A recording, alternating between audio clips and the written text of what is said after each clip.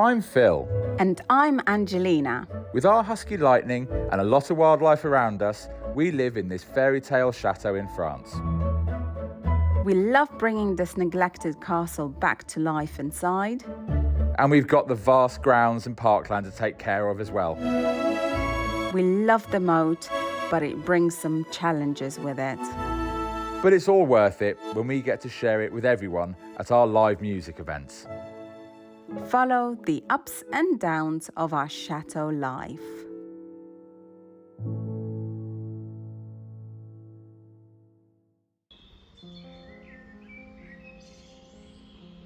Hello everybody, I am so excited, not only because all of you wonderful people out there viewing, I mean we're almost at 32,000 subscribers, so thank you so much, but because we did a video about hidden tunnels that are here underneath this chateau a few weeks ago, and we've had so many wonderful comments and information that could help, and the best bit of information has just come through from someone whose mum used to live here before the Second World War.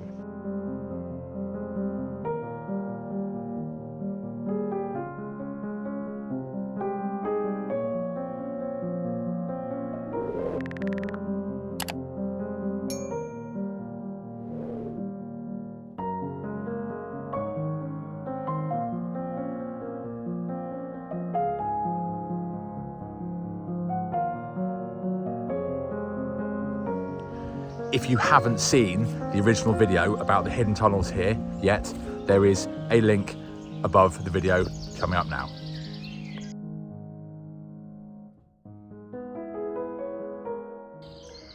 While fitting some pipe work for the septic tank some time ago, they dug a small trench to be able to dig underneath the foundations ever so slightly and put some pipe work through. As they started digging that small trench, one on the left where the caretaker had said don't park anything heavy, started to fall in, and obviously they had to explore it a bit more to make sure it was actually safe to do what they were doing.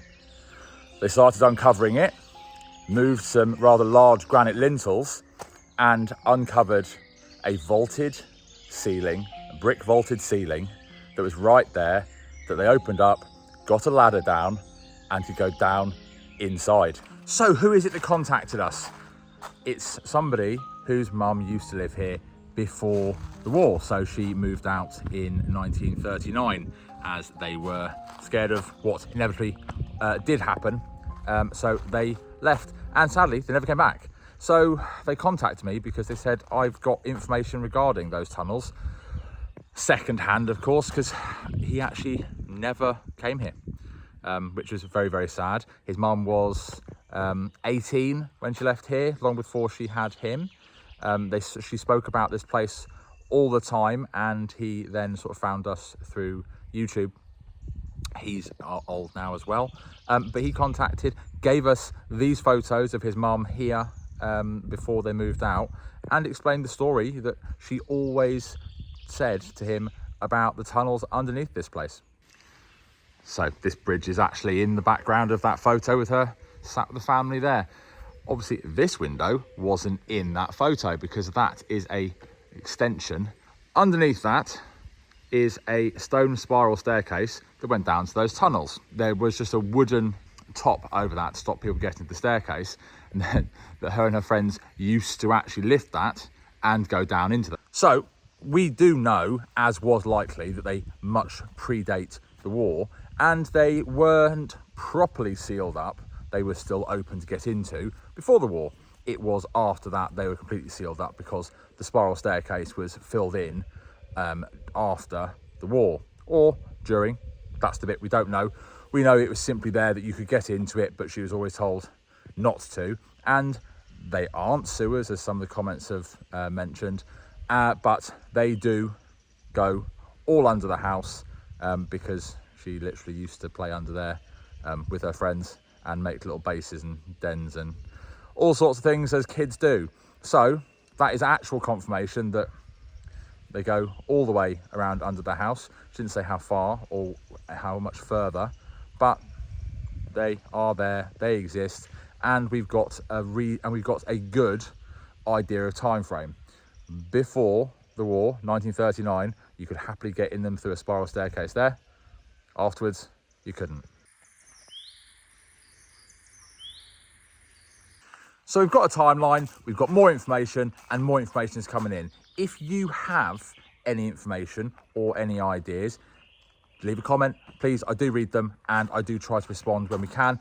This is going to be ongoing. We will get in those tunnels, but until that point, let's carry on doing the research because it's obviously working. We're getting this information coming through, and thank you so much. Now, if you haven't seen that video, don't forget to click the link and have a look at the video so you know what we're going on about. And now I need to go and get on with some other stuff.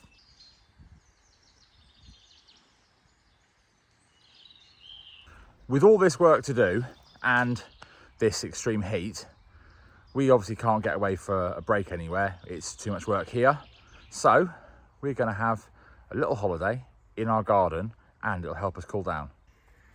I just had to go and retrieve all of this out of my van, which is now being repaired. So eventually I can go camping in that again. Let's turn this into some accommodation.